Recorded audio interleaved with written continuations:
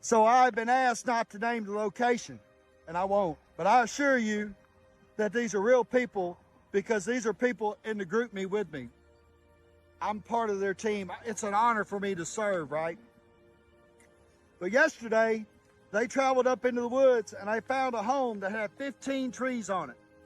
There was a big hole in the roof, right? And the water had come through the home and busted out the windows. And they didn't know if anybody was in there. They didn't know what was going on, but they said, hey, and they heard a voice.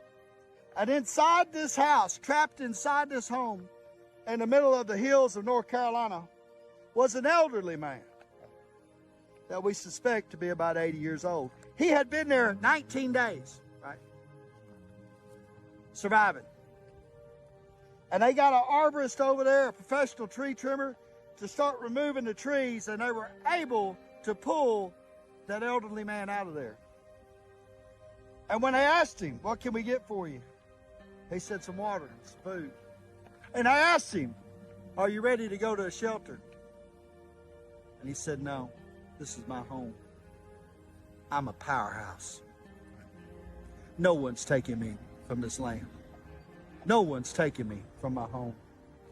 And today in America, there's many of us that are wondering, questioning our hearts as to who we are, what we are as people, where we come from, what our mama and daddies taught us, what our grandpas laid upon our hearts and our grandmas on our kitchen tables. And we're saying to ourselves in this moment of disparity, of need and confusion, that I am a powerhouse, motherfucker, just like that gentleman that would not leave. And they were left with the decision to honor his word. And so they put Bisqueen over the windows, and they left him with a propane heater and some food and some water. And they'll go back and check on him, I'm sure. But understand this, on a hill out somewhere in a remote place of North Carolina, above a valley, up where the trees are twisted up, there lies a man that has been an American citizen all his life, that stood up in the face of a storm, in the galley and the winds of destruction. And after it had passed and been rescued, he wants you to know that he's a powerhouse, and you are too. We need your help in North Carolina.